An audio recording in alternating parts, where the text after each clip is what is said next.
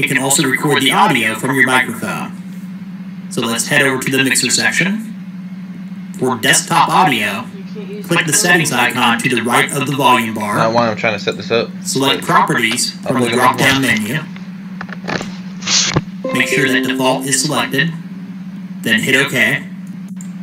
Just below desktop audio, there's a separate listing for microphone. Select the settings icon, then Properties. Here you can choose the microphone that you want to use. Once you have it selected, select OK. Didn't have to allow it, but let's take a quick look at the rest of the user interface. To the left of Sources is Scenes, which will allow you to use more than one source while recording. This is a little bit more advanced for beginners tutorials.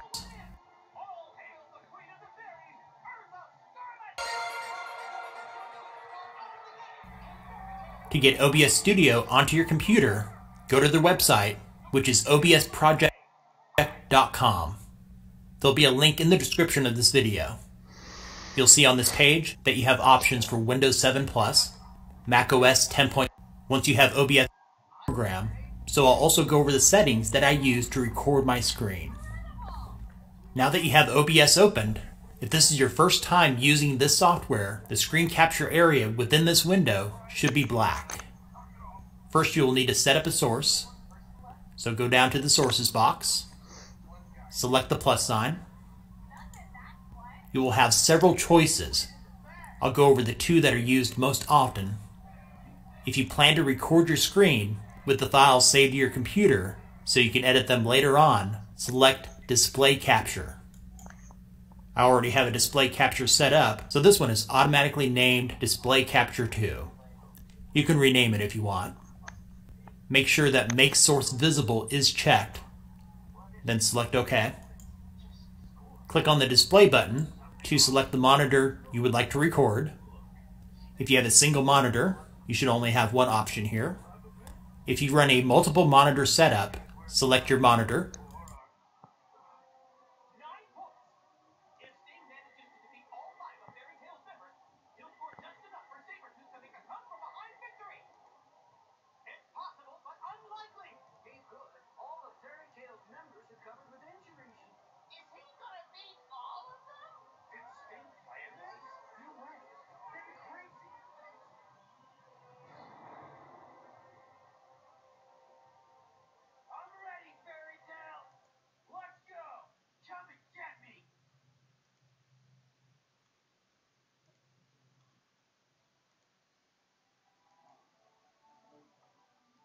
Click on the Display button to select the monitor. Select Display Capture. I already have a Display Capture set up, so this one is automatically named Display Capture 2. You can rename it if you want. Make sure that Make Source Visible is checked, then select OK. Click on the Display button to select the monitor.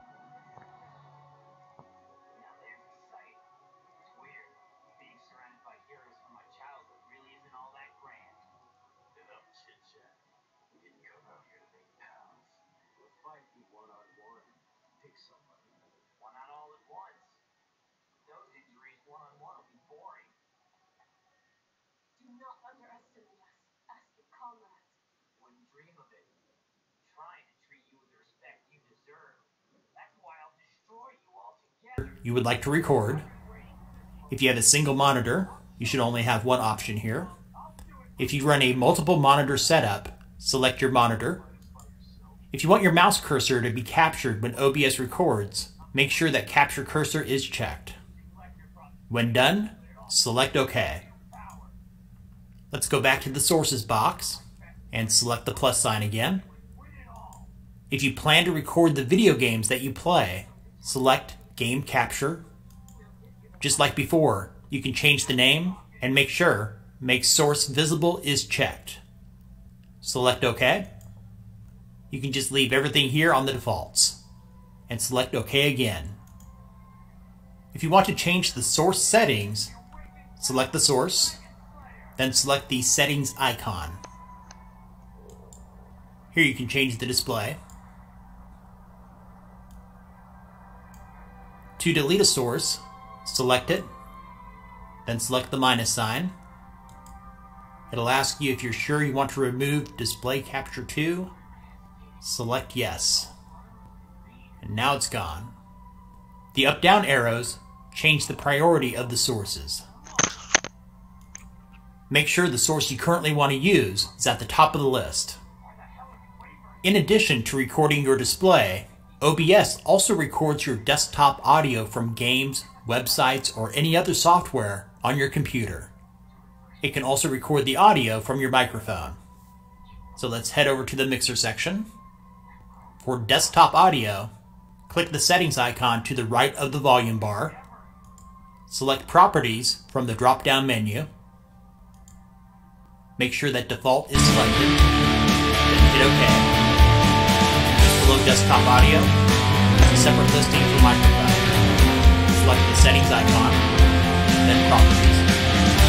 Here you can choose the microphone that you want to use. Once you have it selected, select OK.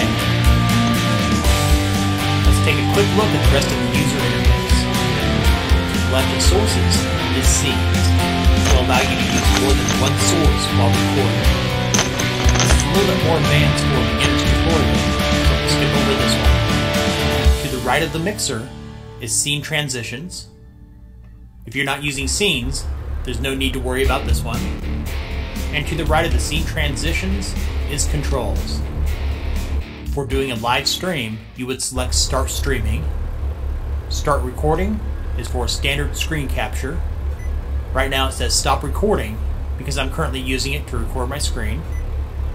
Once you become more comfortable with OBS, you may want to try out Studio Mode for live streaming. Simply, it allows you to make changes while you're streaming, like adding and resizing images and adding text. Below Studio Mode is Settings and Exit. Exit is self-explanatory. Let's go into Settings, and I will show you which ones that I use for my recordings. In each category, I'll point out a few of the key settings. First, we'll take a look at the general settings, where you have several languages that you can choose from. And you have a choice among 3 themes, which will change the way that OBS looks. I personally prefer the dark theme. If you're streaming, and you want to save a copy of your live stream to your desktop, check Automatically Record on the screen. Not that powerful, it may be best to use this option. In the stream category, streaming services is the most common stream type. You can choose from different services, including Twitch, YouTube, and many others. For server, you can leave it on auto or manually change it to a location closer to you, which in my case would be Dallas, Texas. And the stream key section is where you'd paste the key from the service you're using. In output, we'll look at the simple mode. The streaming and recording settings here will work for most of you. If you are streaming, you may want to increase the video bitrate to 3000 or 3500. Just don't make it so high that people have difficulty streaming your broadcast. If you are recording, set the recording path where you want your files to be saved.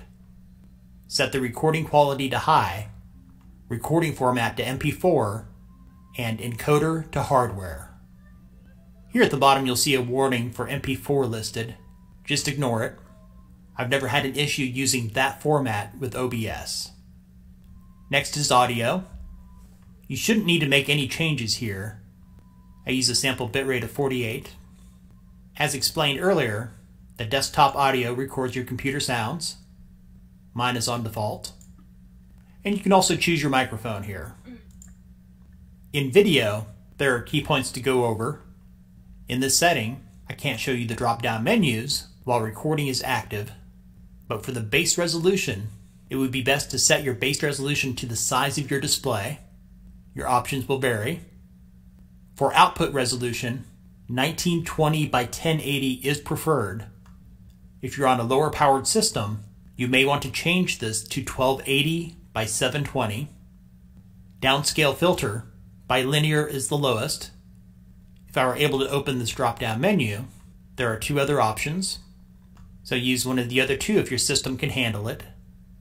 And the frames per second values will also depend on your hardware.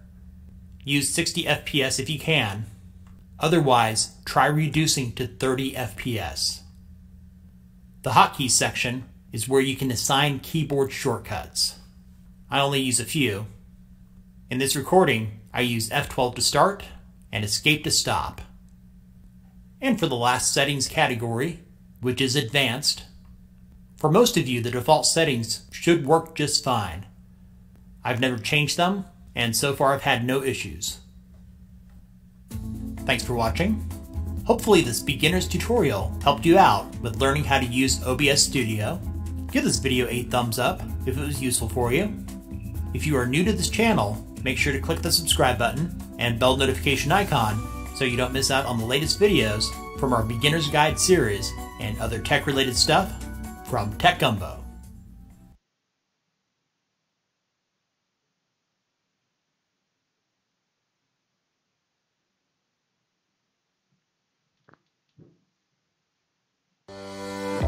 Today's students need balance in work, life, and school.